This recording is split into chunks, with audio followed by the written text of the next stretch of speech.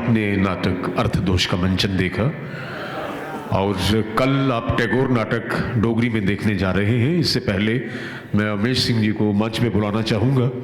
हालांकि परिचय एक बार उन्होंने यहाँ पहले दे दिया, लेकिन फिर भी एक रिवायत है कि हम अपने आए हुए मेहमानों से अपने कलाकारों को मिलाएं।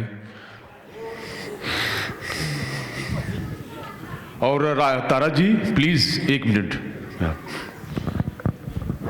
धन्यवाद। जितने भी दर्शक आए हुए हैं, मैं सबका तहे दिल से शुक्रिया अदा करना चाहता हूं। आप अपने लिए तालियां बजा दीजिए और मेहरबानी करके उनके लिए भी बजाइए जो नहीं आए हैं।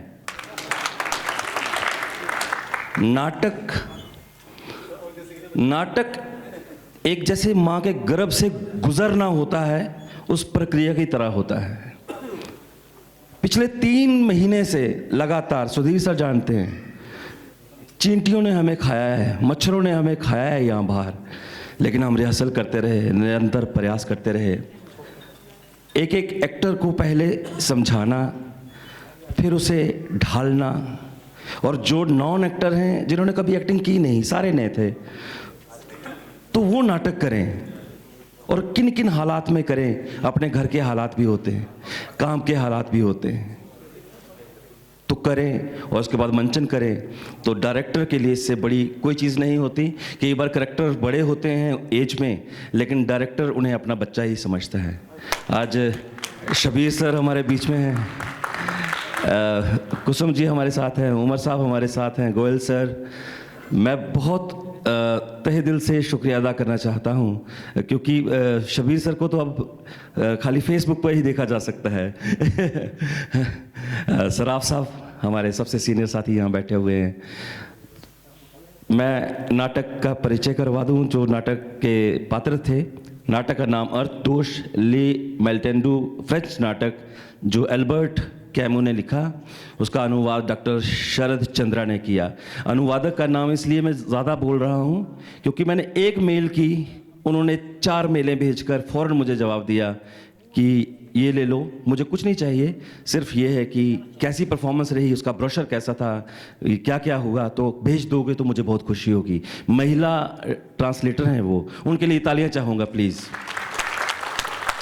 अब जो मंच पर मेरे साथी कलाकार थे, उनका नाम बोलना चाहूँगा। सबसे पहले मदर, माँ का कैरेक्टर जो अभिनीत जिन्होंने किया, उनका नाम रेखा शर्मा।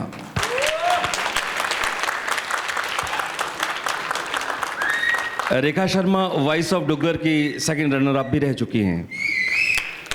उसके बाद दिन रात, अब यकीन नहीं मानोगे, पिछले कई दिनों से दिन रात मेरे साथी जो लगे हैं मेरे साथ काम करने के लिए, जो एक्स्ट्रा टाइम देते हैं, अपनी बीवियों को भी नाराज़ करके, जिन्होंने वृद्ध की भूमिका की, ओल्ड मैन की, राकेश कुमार मायूस।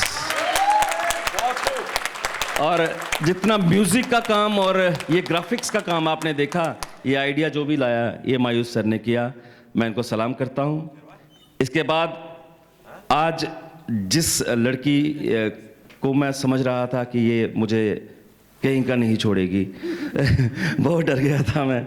नहीं, उसकी शादी हुई है, उसके हस्बैंड भी यहाँ पे बैठे हुए हैं, तो मैंने सोचा कि मुझे कहीं का नहीं छोड़ेगी। मैं उनके हस्बैंड का भी तहे दिल से शुक्रिया अदा करता हूँ कि उन्होंने मौका दिया, उसे आने के लिए इजाज़त दी। मार्था के कैरेक्टर में नैना भागे,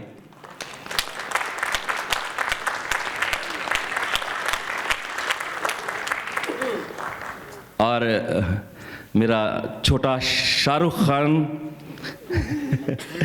कभी हर समय का पक्का, लेकिन रिहर्सल में कोई पक्का नहीं, सर हो जाएगा।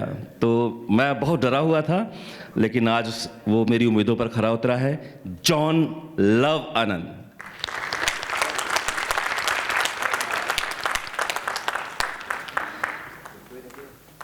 लव वैसे तो एमआर में है, प्रोडक्ट्स बेचता है, लोगों को बताता है कि ये प्रोडक्ट खरीदना चाहिए, ये बेचना चाहिए, ये दवाई ले लो, लेकिन अपने क्रैक्स किसी को नहीं बताता है कि मेरे मसल में क्रैक आ गया है, मुझे क्या हुआ है।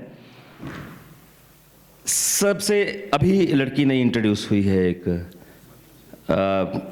आपने देखा होगा कभी खुले बालों में खूबसूरत सी अच्छी लड़की मारिया शिवानी वजीर।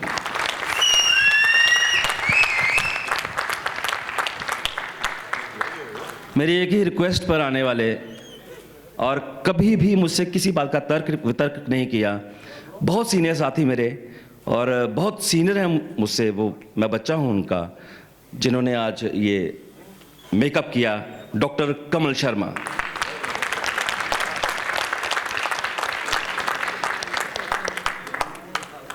कॉस्ट्यूम्स जिन्होंने डिजाइन किए, सुनीता कुमारी ठाकुर। सेट निखिल सिंह। म्यूजिक जो आज आपने देखा, आजकल म्यूजिक थोड़ा आसान हो गया है, लेकिन समझ होनी चाहिए म्यूजिक कहाँ से लेना है, कहाँ पे देना है, कहाँ कैसे करना है। ये किया राकेश कुमार मायूस जी ने। प्रॉप्स अभिषेक सिंह। प्रोडक्शन को मैनेज किया चंचल डोगरा जी ने। चंचल जी आइए प्लीज। लाइट डिजाइन तो मैं कह सकता हूं, लेकिन जो एग्जीक्यूट करना जो काम होता है, मुझे इतनी फिक्र थी कल जब मैं यहाँ पहुंचा तो मैंने पूछा लोकेश जी से, मैं कहा लोकेश जी कहाँ पे हैं मांटा साहब? कहते हैं वो छुट्टी पे हैं, वो 2-3 दिन से नहीं आ रहे हैं, वो आएंगे नहीं। तो मुझे इतनी परेशानी हुई कि कैसे करूँगा, क्योंकि ये 6-7 बंदों की ही टीम थी, तो कैसे करूँगा। और रात को 11:30 बजे मुझे फ़ोन आया है मांटा का कि उमेश क्या बात है यार, तू परेशान है? मैं सुबह पहुँच रहा हूँ। मैं उसके लिए ज़ोरदार तालियाँ चाहूँगा प्लीज़, और लोकेश के लिए भी कि इतना प्यार निभाते हैं। एकेडमी में इतना बदलाव आ गया है, हमने बड़े बड़े बुरे दौर भी देखे हैं, सब जानते हैं कि कैसे लाइट्स हुआ करती थी। हम यहाँ बैठे रहते थे और लाइट्स कर लो भाई, अपनी लाइट खुद ही कर लो, देख लेते हैं कैसे होगा, ये बाहर नहीं होती है। तो अब थोड़ा अच्छा दौर आया है थिएटर का। मैं बहुत शुक्रिया अदा करना चाहूँगा ये बैक स्टेज का, जिन्होंने बड़ी हेल्प की, और एकेडमी के जितने एम्प्लॉयज़ हैं इन्होंने मुझे इतनी हेल्प की। तारा जी हैं, सारे इन्होंने सुबह से मेरे साथ लगे हुए हैं। कोई किसी का सामान नीड होता है, इन्होंने ये सोफ़ा तक ढोए हैं। और ये पीछे खड़े थे अभी ये सारा चेंज करने के लिए। चेंज ओवर में आपने देखा होगा ज़्यादा म्यूज़िक दिया, हो सकता है आपको अखरा हो, लेकिन थोड़ा सा चेंज करना है। ये सोफ़ा बहुत भारी था।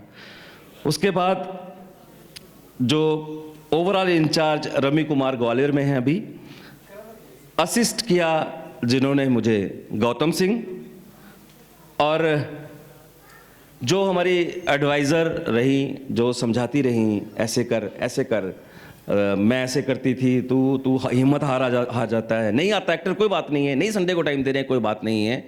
तो हमारी चीफ एडवाइज़र वीना जी, वीना डोगरा, बहुत सीनियर एक्ट्रेस हैं और मेरी बहन है, बड़ी या छोटी नहीं कहूँगा लड़कियों के लिए बताते नहीं हैं। तो मैं शुक्रिया अदा करूंगा उन जजेस साहबान से, ये मदन रंगीला जी भी हैं यहाँ बैठे हुए, और जनक खजूरिया साहब भी, जिन्होंने मुझे मौका दिया। मैं एक ढही हुई इमारत था, सच मानो मुझे नहीं लगता था कि अब मैं नाटक कर पाऊंगा। जैसे एक ट्रक होता है सालों से जंग यार्ड में खड़ा है, मुझे नहीं लगता था मैं नाटक कर पाऊंगा अब ज़िंदगी में कभी भी। और मुझे पोक किया, पिन किया नैना ने, जगाया रेखा मैम को, दोनों मेरे पीछे लगे और आके तो ये नाटक मुझसे करवाया। मैं दोनों का बहुत शुक्रिया अदा करता हूँ। और आप लोग अभी तक बैठे हुए हैं और मुझे सुन रहे हैं, इसके लिए मैं बहुत बहुत आपका शुक्रिया अदा करना चाहता हूँ। धन्यवाद, thank you very much. Oh sorry, कहाँ है गजू सर? गजू सर, हाँ, यकीन मानिए, आप यकीन मानिए, मैं ऐसे बता रहा हूं आपको, वो अलग बात है, लेकिन क्या है कि जो गंजू साहब के फोटोज में बात है, परमात्मा की कसम कह रहा हूं, मैं मन से कह रहा हूं, स्टेज पे एक्टर कभी झूठ नहीं बोलता। मैंने कहा, ये कहते हैं कोई भी खींच सकता है।